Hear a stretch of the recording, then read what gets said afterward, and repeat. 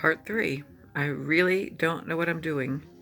So basically, yeah, to wrap up, I mean, I already said what I was trying to say, is that it's cool that I'm going to be in Brooklyn for two separate events, unrelated to each other, but yet both having to do with the cult experience and just the fact that, this is happening in Brooklyn um, on, consecutive days is amazing to me, especially because I'm going to be hanging out with a friend of mine um, who recently reached out to me.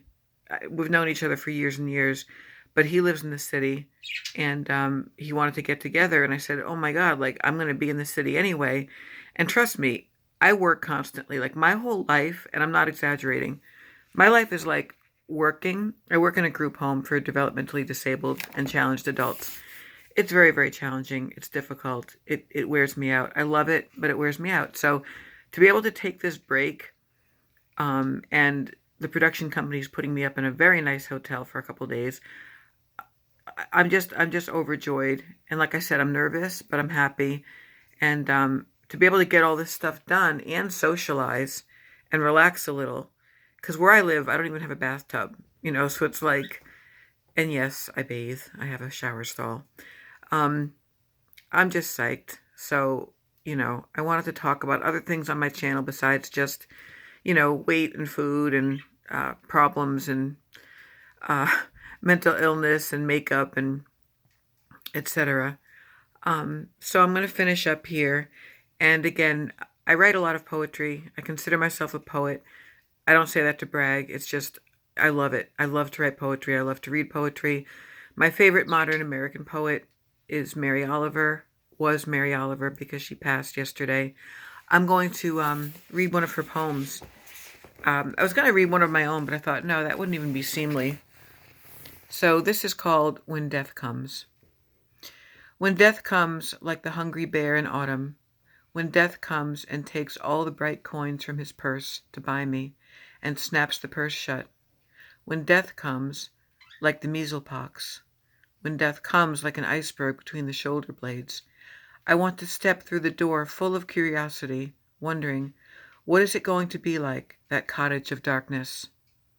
And therefore I look upon everything as a brotherhood and a sisterhood, and I look upon time as no more than an idea, and I consider eternity as another possibility, and I think of each life as a flower, as common as a field daisy and as singular, and each name a comfortable music in the mouth, tending, as all music does, towards silence, and each body a lion of courage and something precious to the earth.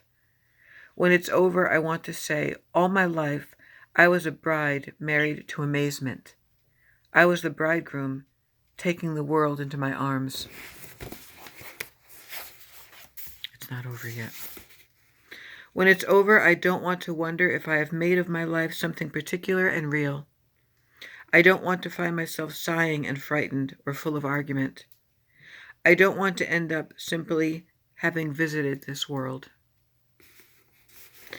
That's from a compilation of her poetry from the book Devotions.